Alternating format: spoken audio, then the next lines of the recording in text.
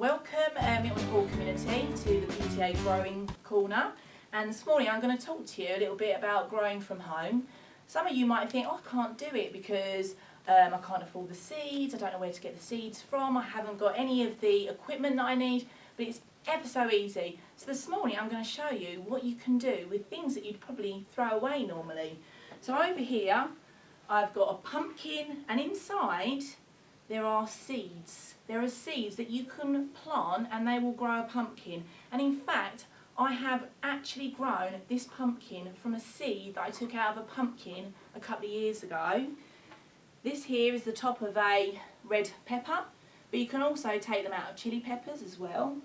And then here I've got a tomato, and inside a tomato there's lots of little seeds as well. And then I've also got apricot. Might look really disgusting, but if you eat that down again a little bit more, you'll find the seeds inside the core. And then a satsuma. A satsuma, if you peel that and take the segments away, you'll find little pips in there, and they can be grown as well.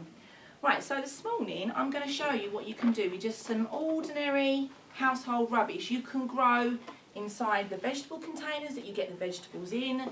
You can even grow inside an old egg box, which are very good. Jars, plastic containers, even tins. If you do grow inside a tin though, do make sure that they are no sharp edges and that your adult can just check that over for you. But this morning what I'm going to show you is how to grow in an egg box. Now an egg box is fantastic because plants, when they grow, they make roots. And often the plant doesn't like you fiddling around with the roots.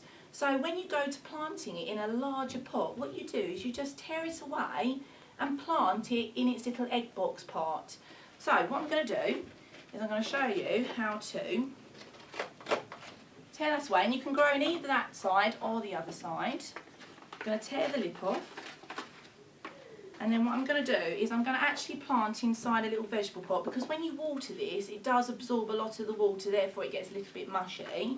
That's alright, so I'm just going to tear along here, like so. So you don't even need a pair of scissors. And then I'm going to just place it inside my little plastic container, which was, I think mushrooms came in that. And then this soil here. Now, you might say, oh, I haven't got any soil. But if you go to somewhere like Wilkinson's at the moment, they've got like little bags of soil that you could just buy. Or I'm sure maybe somebody in your family might have a little garden. I'm going to show you something funny here. I've got a squirrel in my garden and he's buried one of his little monkey nuts in this bit of soil. But I will have to take that back to my garden because he'll be looking for that. So what I'm going to do is I'm just going to put a little bit of soil in my egg box like so. So like I said, this is just all rubbish that you'd find around your home that you'd normally put in the recycling or you put in the bin, and you're using it to grow in. So there you go, that's enough soil. So taking any debris out, bit of soil from a garden, and then I'm lightly going to water it, just a tiny amount. If you find any bugs or creepy crawlers in it, leave them in there because they're ever so good for your soil. And then what I'm going to do this morning is I'm actually going to plant some of the red pepper seeds. So here what I want to do really is per segment of the egg box I would plant maybe 3 or 4 seeds, because some of them won't take. So I want to increase the opportunity of having a plant. So I'm just going to place them in the segments like so. Make sure they're spaced out.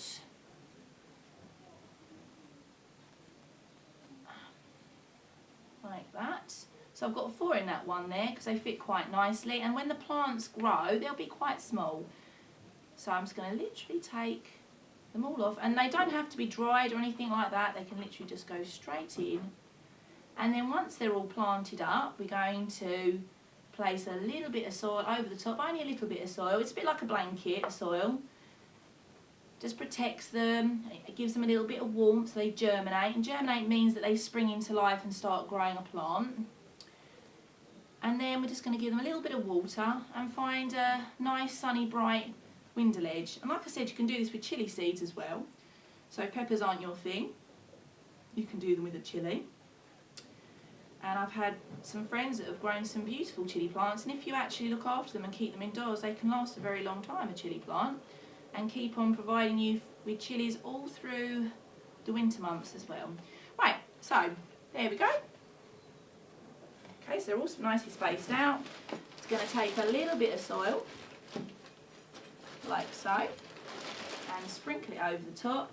I'm going to use my hand this time though, just so I don't completely absorb them with soil, because they need to breathe. Like we need to breathe, they need oxygen too.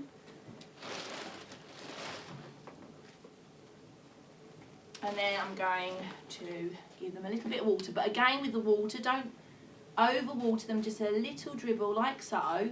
And every day just check on them, and if they're dry, give them a little bit more water. And if you give them lots of care like that, they'll sprout into plants eventually. Right, great. So once you've done that and you put them on the window ledge and they're all growing beautifully, it'd be lovely to see pictures of your growing plants, and check back again next week or the week after that for some more growing information. Lovely. Thank you very much, and look forward to seeing your pictures.